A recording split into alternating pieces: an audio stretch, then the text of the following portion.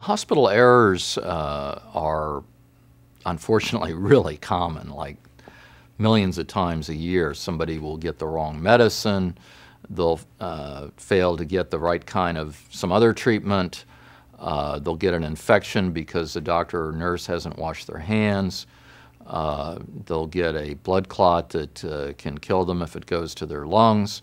Those are some of the most common things that happen. How do you protect yourself? And you protect yourself in the hospital by asking questions and making sure that the nurses and doctors are answering your questions and you understand what's happening and why it's happening. And oftentimes, when something doesn't feel right, it probably isn't. And that's when you pick up the phone and you call.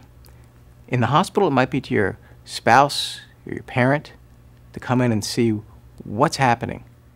One of my steps is always have an advocate with you in the hospital who can advocate for you. Things like, gee, is that the right tray of medicines? Are you sure this is the patient you want?